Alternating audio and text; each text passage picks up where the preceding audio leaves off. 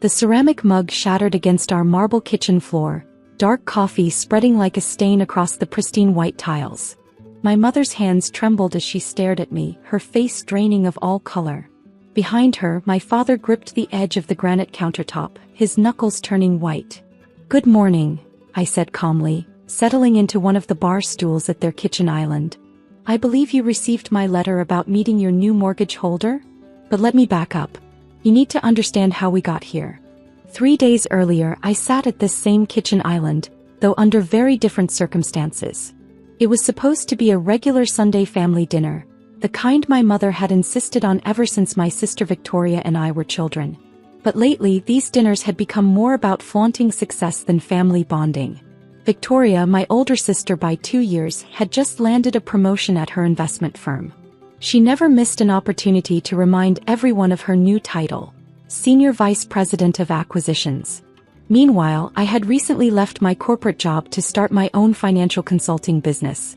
"Emma's going through her rebellious phase," Victoria announced that evening, cutting into her roasted chicken with surgical precision, throwing away a perfectly good career to find herself. How cute. I kept my eyes on my plate, pushing around the vegetables my mother had overcooked.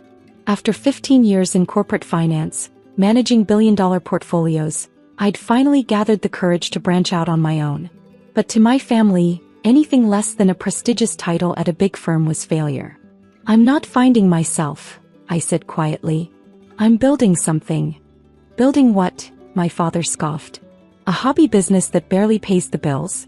Your sister just closed a $50 million deal. What have you done lately except disappoint us?" The words stung, but I maintained my composure. They didn't know about the clients I'd secured, the deals I'd been quietly orchestrating. I'd learned long ago that trying to defend myself only gave them more ammunition. "Speaking of disappointments," Victoria chimed in, her voice dripping with false concern, "I heard through the grapevine that Morrison Financial is looking to foreclose on quite a few properties in this area, including this house. Is there something you want to tell us, Dad?" The silence that fell over the kitchen was deafening. My father's face reddened, while my mother suddenly became very interested in her wine glass. "That's none of your business," my father snapped, but I could see the panic in his eyes. I knew about their financial troubles. I'd been tracking their mortgage payments through my industry connections. 3 months behind, with Morrison Financial circling like vultures. But I'd also known something they didn't. Morrison was planning to sell their debt portfolio, including my parents' mortgage. "Maybe if Emma hadn't quit her job she could help," Victoria suggested sweetly. "Oh wait, she can barely help herself." That's when my mother finally spoke up, but not in my defense. "Emma, maybe it's best if you don't come to dinner for a while. Until you—" She waved her hand vaguely, "figure things out. You don't belong here anymore," Victoria added with a sneer. "This is for successful family members only." I stood up slowly, my chair scraping against the floor. The sound echoed through the kitchen like a gunshot. "You're right," I said, my voice steady. "I don't belong here. Not anymore." What they didn't know was that I'd already figured everything out. The day before, I'd finalized the purchase of Morrison Financial's local debt portfolio. Their mortgage, along with dozens of others, now belonged to my newly formed investment company. As I walked out of their house that night, I pulled out my phone and sent a quick email to my lawyer. It was time to let them know who their new mortgage holder was. Standing in their kitchen now, 3 days later, watching my mother's coffee spread across the floor, I realized some lessons can only be learned the hard way. And my family was about to learn several. "Shall we discuss your payment arrangements?" I asked, pulling out a folder filled with their mortgage documents. "Or should we talk about why you're 3 months behind?" The look on their faces told me this was going to be a very interesting morning indeed. Victoria burst through the front door just as I was laying out the mortgage documents. Her designer heels clicked aggressively against the marble floor, her face flushed with anger. "What kind of sick game is this?" she demanded, waving her phone where my company's letter was displayed. "You can't possibly own your mortgage?" I interrupted smoothly, sliding a document across the counter. "EW Financial Holdings. That's my company, in case you were wondering. We acquired Morrison Financial's entire local portfolio last week. Quite the bargain, actually." My father snatched up the paper, his hands shaking slightly as he read. "This is impossible," he muttered. "You couldn't afford." "What I could or couldn't afford stopped being your concern the moment you decided I wasn't worthy of a place at your dinner table," I said calmly. "But since you're so interested in my finances now, let me enlighten you." I pulled out my laptop and opened a presentation I'd prepared. While Victoria was bragging about her $50 million deal, I was closing one for $380 million. Those client meetings you mocked? They were with international investors. That hobby business you dismissed? It's now one of the fastest-growing financial firms in the region. My mother had finally stopped staring at the spilled coffee and was now looking at me like she'd never seen me before. But how? Because unlike Victoria, I didn't need to announce every move I made. I didn't need your approval or validation. I built something while you were all too busy judging me to notice. Victoria's face had turned an interesting shade of red. "This is ridiculous. You're just trying to scare us. I'll have my firm's lawyers look into this immediately." I smiled. "You mean Anderson and Pierce? Interesting you should mention them. Your firm just lost their biggest client this morning. To my company." The silence that followed was delicious. Victoria's phone buzzed. Probably the emergency meeting notification I knew her firm would be sending out. Her face paled as she read the message. "You," she whispered, finally understanding. "You've been planning this." "No, Victoria.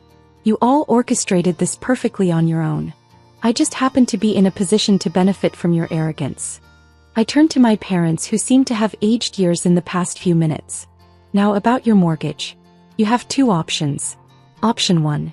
You can bring all payments up to date immediately. That's $43,000 including late fees. Option 2. I begin foreclosure proceedings tomorrow morning." "You wouldn't," my mother gasped. "We're your family." "Family," I repeated, letting years of hurt seep into my voice. Was I family when you excluded me from events? When you belittled my choices? When you chose Victoria's ego over my success? My father, ever the businessman, finally spoke up. "How much?" "How much what?" "To sell the mortgage back to us. Name your price." I leaned back in my chair, studying them. My mother's perfectly maintained appearance was cracking, her mascara smudged from wiping nervous tears. Victoria's designer outfit suddenly looked like an expensive costume. My father's commanding presence had diminished to desperate negotiation. "You still don't get it," I said softly. "This isn't about money. This is about consequences. For years, you've acted like your success made you untouchable. Like your money made you better than everyone else. Better than me." I stood up, gathering my documents. "You have 24 hours to decide. Either pay what's owed or pack your things." As I walked toward the door, Victoria called out, her voice cracking, "You can't just leave us hanging like this." I turned back one last time. "Actually, I can. After all, this is for successful people only, right?" The door closed behind me with a satisfying click, leaving them to face the reality of their situation. But this wasn't the end, not by a long shot. Tomorrow would bring even bigger surprises. For the first time in years, I felt truly powerful. Not because I held their mortgage, but because I'd finally broken free from their expectations and judgment. As I drove away from their house, my phone began buzzing with messages and calls. They were about to learn that I owned a lot more than just their mortgage. The next morning arrived with a symphony of notifications on my phone. Text messages, voicemails, and emails, all from family members who'd suddenly discovered they needed to talk to me urgently. I sat in my office, a sleek space on the top floor of downtown's most prestigious building, reviewing their desperate attempts at communication. Victoria had sent 15 messages, ranging from threats to tearful apologies. My mother's voicemails became increasingly frantic. But it was my father's single email that caught my attention. "We need to meet. Privately." I smiled, typing a quick response. "My office. 10 a.m. At precisely 10 a.m., my assistant led them into my office. All three of them looked like they hadn't slept, quite a change from their usually polished appearances. Victoria's eyes widened as she took in the view, the expensive artwork, the clear signs of success she'd been too arrogant to notice before. "Please sit." I gestured to the chairs in front of my desk. "I assume you've made your decision about the mortgage?" My father cleared his throat. "Emma, we've been doing some research. Your company, it's not just the mortgage business, is it?" "Very good," I nodded. You finally decided to look beyond your own assumptions. Yes, EW Financial Holdings is quite diverse. In fact, I turned my computer screen toward them. We just acquired majority ownership in Victoria's firm this morning. Victoria jumped to her feet. That's impossible. Anderson and Pierce is a private company. Was a private company, I corrected. Your senior partners were quite eager to sell once they realized their biggest clients were jumping ship.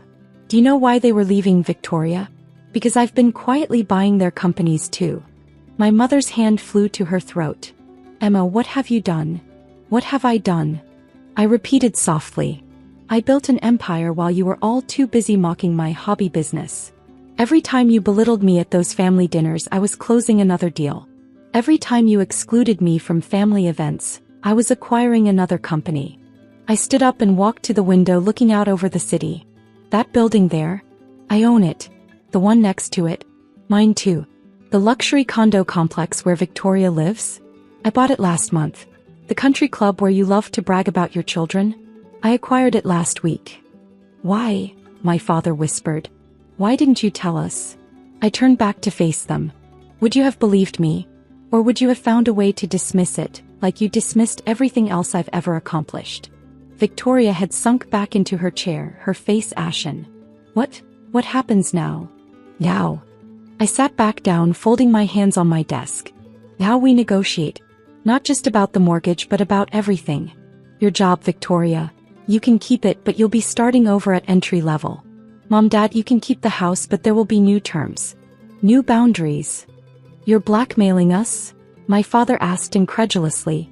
No, I shook my head. I'm teaching you what you failed to teach me, that actions have consequences. That respect isn't just something you demand, it's something you earn. I pulled out 3 folders and handed them one to each family member. These are my terms. Take them or leave them. But remember, this isn't just about money anymore. This is about family. They opened the folders with trembling hands. Inside were detailed documents outlining everything: new mortgage terms, employment contracts, and most importantly, a family contract. Requirements for how we would interact going forward, how we would treat each other, what behavior would and wouldn't be tolerated. You want us to sign a contract about being family? My mother asked, her voice small. You turned family into a business transaction long ago, I replied. I'm just making it official. Victoria looked up from her folder, tears in her eyes. I'm sorry, she whispered. I didn't know. No, you didn't, I agreed. None of you knew because you never bothered to look past your own prejudices. But now you have a choice: sign these papers and we build something new, something better. Or don't and face the consequences. One by one they signed. Not just their names, but their surrender of the old power dynamic, their acknowledgement of their mistakes, their commitment to change. As they left my office, my father paused at the door. We were wrong about you, Emma. So wrong. I nodded. Yes, you were. Sunday dinner is at my house this week. Don't be late.